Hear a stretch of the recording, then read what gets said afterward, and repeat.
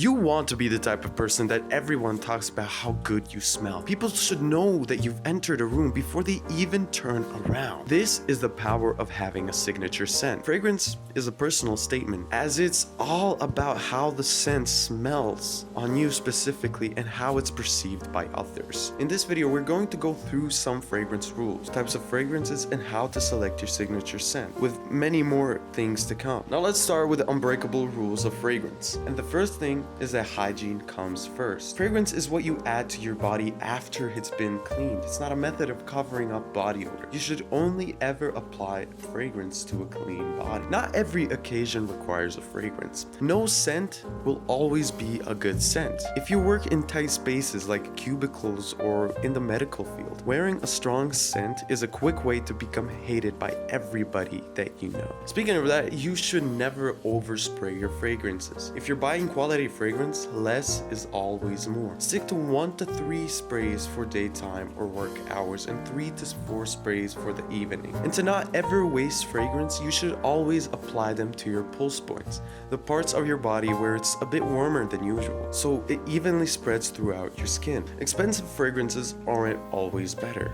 There are plenty of amazing fragrances for guys that are on a budget. If your taste is a bit more luxurious, you can always find discounted perfumes from reputable sellers on eBay or FragranceNet. Different types of scents come off differently based on the composition of their notes. Keep in mind, most fragrances aren't locked into a single set group. Most perfumes and fragrances are gendered. While these associations are imaginary, most people associate certain scents with femininity like flowers, vanilla, and sugar, and masculinity like wood, leather, smoke, etc. I recommend wearing more unisex and lighter masculine scents during the day while you're at work or school. Fresh fragrances are usually citrusy and oceanic and have hints of green. These are typically refreshing, vibrant, and sometimes herby or leafy. Floral scents vary widely based on the floral compositions. Soliflowers or single flower fragrances like pure rose or pure jasmine. Oriental fragrances are often warm, sweet, and sometimes a little spicy. These are usually considered more luxurious and sophisticated. Gourmand scents are a newer category and are considered very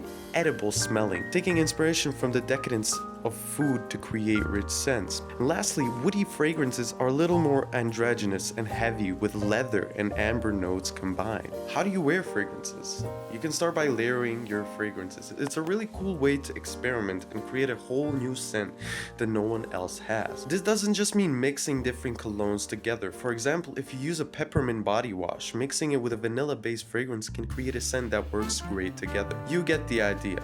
It's all about experimentation. Applying fragrance, you should spray it on pulse point. It's the area where blood vessels are closest to the skin surface. This allows the fragrance to mix with your body's natural oils and radiate throughout the day. Common pulse points include wrists, neck, chest, and inner elbows. Remember, you don't need to use a lot of fragrance to make an impression. A little goes a long way, so use it sparingly. You can always reapply throughout the day if needed.